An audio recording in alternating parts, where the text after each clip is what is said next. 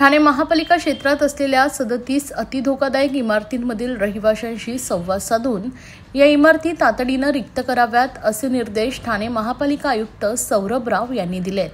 विरार येथे घडलेल्या इमारत दुर्घटनेच्या पार्श्वभूमीवर ठाणे महापालिका क्षेत्रातील अतिधोकादायक इमारतींचा पुन्हा आढावा घेण्यात आला। शुक्रवारी सायंकाळी झालेल्या या आढावा बैठकीत आयुक्त सौरभ राव यांनी अतिधोकादायक इमारतींमधील रहिवाशांशी सातत्याने संवाद साधून त्यांना अशा इमारतीत राहण्यास असलेल्या धोक्याची कल्पना देऊन त्या इमारती लवकरात लवकर रिक्त करून घ्याव्यात असे स्पष्ट केले।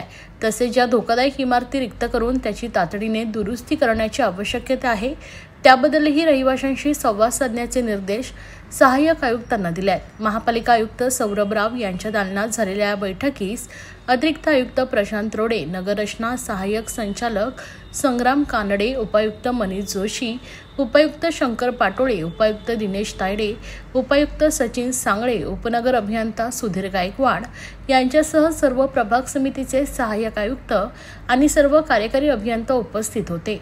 ठाणे महापालिका क्षेत्रात एकूण 93 अतिधोकादायक इमारती असून त्यापैकी 56 इमारती रिक्त करण्यात आल्या। उर्वरित 37 इमारतींमध्ये एकूण 191 कुटुंब वास्तव्यास।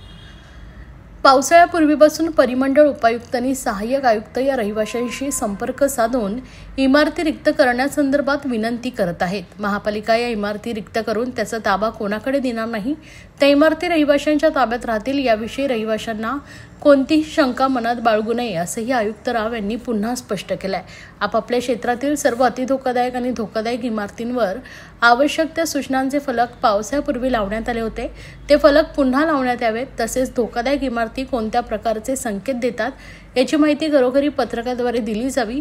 रहिवाशांचे व्हॉट्सअप ग्रुप करून त्यावरही त्यांना ही माहिती द्यावी। इमारतीमध्ये कोणत्याही प्रकारच्या दुरुस्तीचं काम करण्यासाठी महापालिकेची परवानगी घेणं आवश्यक असल्याचंही रहिवाशांपर्यंत पोहोचवावे असं आयुक्त राव यांनी सांगितलंय। सर्व परिमंडळ उपायुक्त आणि सहाय्यक आयुक्त यांनी अतिधोकादायक इमारतीत अजूनही वास्तव्य करून असलेल्या रहिवाशांशी सातत्याने संपर्कात राहावे, त्यांना इमारती रिक्त करण्याविषयी विनंती करून इमारतींच्या ताब्याविषयी आश्वासित करावे।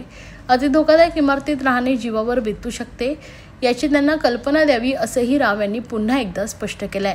C1 वर्गवारीतील अतिधोकादायक इमारती पूर्णपणे रिक्त करणं आवश्यक आहे, तर C2A आणि B या वर्गवारीतील धोकादायक इमारतींची मोठ्या प्रमाणात दुरुस्ती करणं आवश्यक असतं। दुरुस्ती काळात या धोकादायक इमारतीत कोणी वास्तव्य करू नये याची माहिती जास्तीत जास्त नागरिकांपर्यंत सर्व माध्यमांमधून पोहोचवावी। संबंधित इमारतीवर तसे फलक पुन्हा लावण्यात यावे असे निर्देशही आयुक्त राव यांनी दिले आहेत। तर अतिधोकादायक इमारतींची प्रभाग समितीनिहाय संख्या समोर आलेली आहे।